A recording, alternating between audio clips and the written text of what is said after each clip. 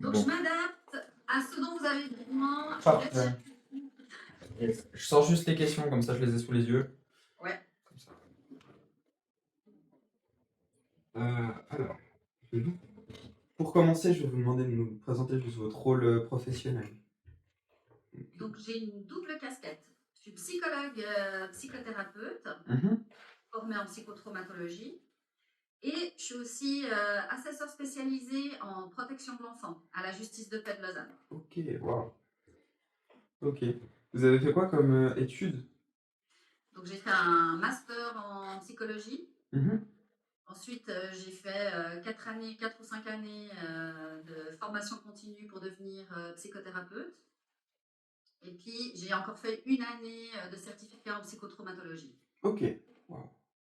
Impressionnant. Mais ça ne se fait pas tout en même temps, je vous rassure. Non, j'imagine. On vit en même temps. Mhm. Euh, Ok. Et j'avais entendu dire du coup que vous aviez travaillé à Malais Prairie. oui. Ouais.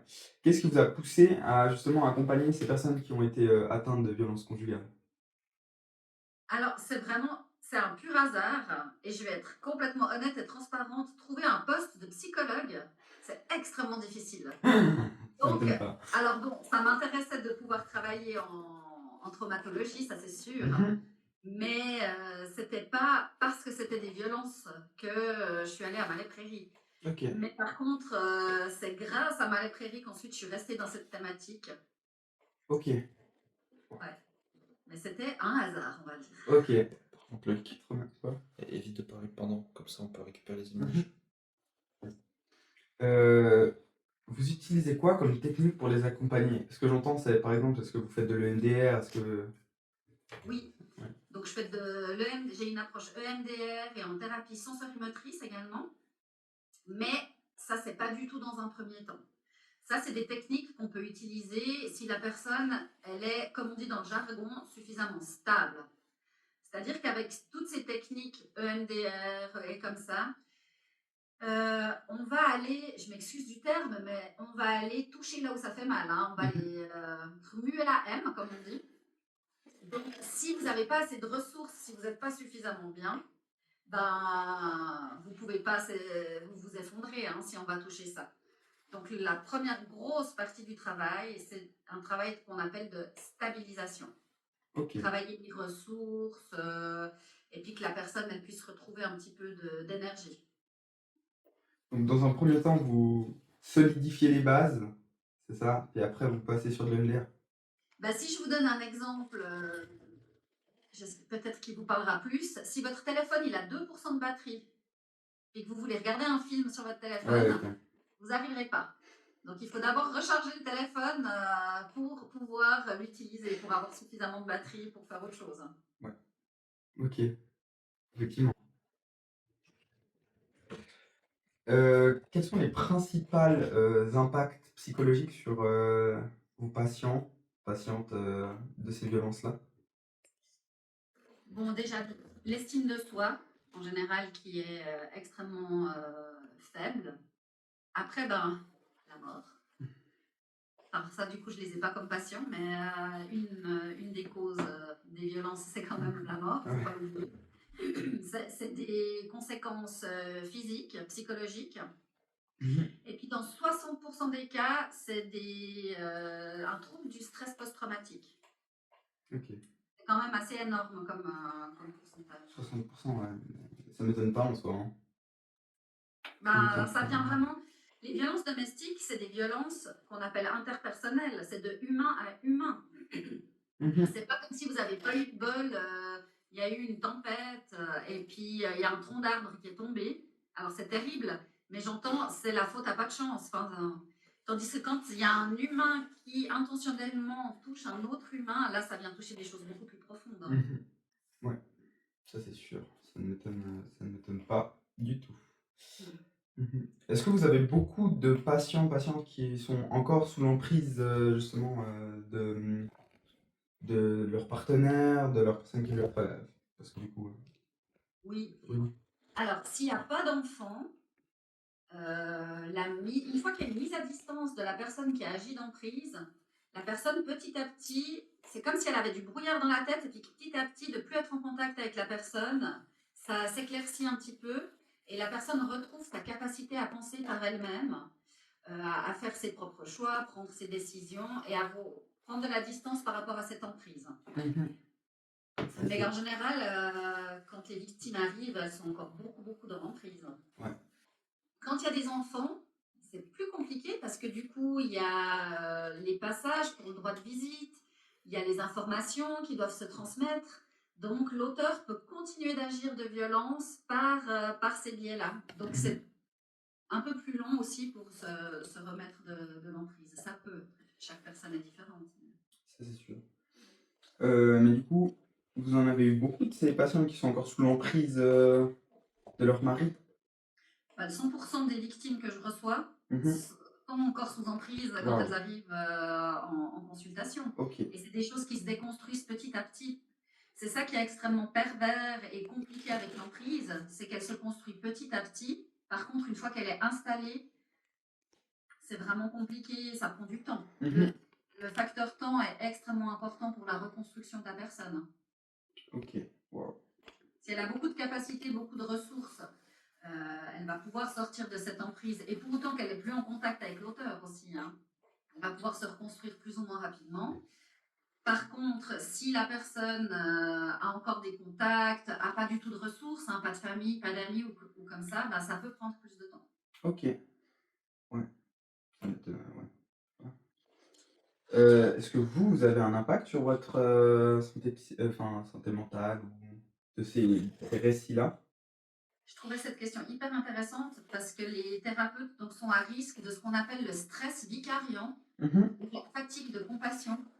Effectivement, c'est qu'à un moment donné d'entendre ces récits, c'est compliqué. Et vu qu'on est notre premier objet de travail, outil de travail, la première chose que moi je dois faire, c'est travailler sur mes propres ressources pour être toujours apte à recevoir ces récits. Puis d'ailleurs, des fois, si je commence à avoir les larmes aux yeux, ou alors à l'inverse, si je commence à être agacée, je me dis, ah, c'est bon. Ça, c'est des indicateurs où je dois me dire, oh, attention, là, j'ai peut-être, comme je disais avant, la batterie, elle est trop basse, je ne l'ai pas assez rechargée. Donc, on doit faire extrêmement attention à ça. Mhm. Et ça vous est déjà arrivé justement de pas réussir à, disons, comment expliquer ça? D'être face à la personne et de ne pas réussir à remonter cette batterie-là? D'être. Alors, je pense que pendant les entretiens, non. Mais par contre, après l'entretien, oui. De dire, ah non, là, j'arrive plus, ça va pas du tout. Soit il faut que je dorme, ou alors que je fasse ce qu'on appelle une supervision, échanger avec d'autres professionnels. Ça, c'est un peu le credo de la violence, c'est de pas de rester seul. Mhm. Et puis de pouvoir échanger, discuter, réfléchir à plusieurs pour que nous-mêmes, on soit pas pris dans ce brouillard. Ça me- Ouais. Mais je dirais, notre premier travail en tant que thérapeute, c'est de prendre soin de nous. Parce que Mhm. sinon, on ne va pas pouvoir accompagner les personnes. Ouais. Bah, c'est sûr que si vous avez peut-être aussi cette sensibilité un peu trop forte, ça peut la renvoyer sur la personne. Oui. C'est surtout que la personne, elle va se dire, bon, ma psy, elle est en train de pleurer ou elle supporte pas ce que je dis, donc ça va pas, je peux pas lui parler. Mhm. Ça peut bloquer la personne dans le fait de s'exprimer. Donc elle va se dire qu'elle doit me protéger, entre guillemets. Donc elle va plus parler ou elle va venir se dire, ah ben, j'ai raison, personne peut m'aider. Parce qu'elles sont beaucoup aussi dans ce sentiment de solitude, ces victimes, et puis de se dire, personne ne peut rien pour moi. Et puis du coup, si on réagit comme ça vient confirmer ça. Puis moi, j'ai de la chance parce que j'ai jamais vécu moi-même de victime de violence conjugale. Mais dans les soins, on a tous vécu des traumas. Tous les thérapeutes sont traumatisés, entre guillemets. Mais si j'ai des collègues qui ont vécu des violences conjugales, qui ont leur batterie à plat, ça peut venir résonner. Et puis du coup, effectivement, elles mélangent leur histoire avec l'histoire de l'autre, et c'est pas adéquat. Ça, ouais, c'est sûr. C'est sûr. Vous utilisiez les mêmes techniques, du coup en privé qu'à Malais Prairie ou vous aviez d'autres façons de travailler lorsque vous étiez là-bas? Alors à Malais Prairie, on ne fait pas de la psychothérapie. À Malais Prairie, c'est un centre d'urgence. Donc déjà, c'est offrir un toit à manger à la victime, aux femmes victimes qui viennent se présenter. Puis on est beaucoup dans du fonctionnel. Réfléchir à un logement, réfléchir à l'aspect financier, trouver un avocat, le côté juridique. On est beaucoup plus dans de l'urgence. Puis en parallèle, bien sûr, pour que la personne puisse se poser. Mais on est plus vraiment axé sur le fonctionnel. Quand les victimes arrivent en psychothérapie, là c'est un petit peu différent, c'est qu'en général, la situation s'est un tout petit peu posée, la victime sait un petit peu plus où elle va, donc on peut se permettre d'aller gratouiller là où ça fait un petit peu plus mal. Mais après toute cette phase de stabilisation, comme je vous disais. Ouais. Parce que la justice, le système juridique a un rythme qui n'est pas forcément le rythme de la victime. Donc des fois, on peut stabiliser la victime, ça va bien, puis d'un coup, paf, il y a une audience, ou il y a une audition, et puis hop, la personne, elle reflambe, elle est de nouveau dans son traumatisme. On restabilise, ça fait du bien un petit moment, et puis boum, il y a de nouveau une audience, et puis ça repart. Donc il y a les deux cas de figure. Du coup, votre rôle à Malais Prairie, c'était vraiment genre calmer quand il y avait une audience, et puis du coup, essayer de gérer Alors pas forcément quand il y a une audience, c'est vraiment gérer l'urgence. Parce que des fois, les femmes, elles partent au milieu de la nuit, elles arrivent, elles n'ont rien, elles n'ont pas d'habits, elles n'ont pas une brosse à dents. Donc, c'est vraiment gérer l'urgence.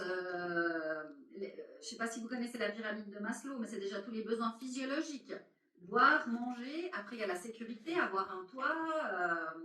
Une fois que ça c'est ok, bah, s'il y a des enfants, il faut aussi vérifier que les enfants sont en sécurité ou pas, si elle a pu les prendre avec elle ou pas. Donc au début, on est vraiment dans ce méli-mélo-là. Et petit à petit, on arrive à défaire, dénouer les fils et puis mettre les priorités. Ok. Donc votre rôle vraiment Malais Prairie, c'était pas sur le plan psychologique. Oui, mais dans un deuxième... Enfin, ça se fait en parallèle, si vous voulez. Ah, Il y a ok. tout le travail de gestion de crise. Puis en parallèle, c'est d'expliquer aux femmes, c'est ce qu'on appelle de la psychoéducation. De leur expliquer ce que c'est le cycle de la violence, de leur expliquer qu'est-ce que c'est l'emprise, ce genre de choses. Parce que souvent, ces femmes, elles se disent « je suis nulle, c'est ma faute, etc. » Donc, de pouvoir expliquer ce qu'elles vivent, ça leur permet de se dire « ah tiens, ben en fait, je ne suis pas débile, c'est de l'emprise. » Ou « ah tiens, je ne suis pas folle, c'est un cycle, la violence. » Ce genre de choses. Mais on ne fait pas de travail de psychothérapie. Ça veut dire qu'on va pas, on n'a pas la possibilité d'aller plus en profondeur dans la compréhension du traumatisme et puis surtout dans la résolution ou l'apaisement du traumatisme. Ok, ouais. Ouais, ok. Ça, ok. Après, c'est elles qui vont aller chez quelqu'un afin de guérir de ce traumatisme-là. Ok, ok. Et vous, du coup, dans votre cabinet actuel, vous avez justement des victimes de violences conjugales? Oui, Oui. c'est la majorité de ma patientèle. Ok, voilà. Bon, bah merci. Je pensais que ça prendrait beaucoup plus de temps. Voilà. Désolé de vous avoir fait. Voilà. J'avais dit 1-2 heures, puis après 30 minutes, bah finalement 20 minutes. Bah, c'est mieux dans ce sens que l'inverse. Oui, hein. je suis tout à fait d'accord avec vous. Et puis ça dure. Voilà.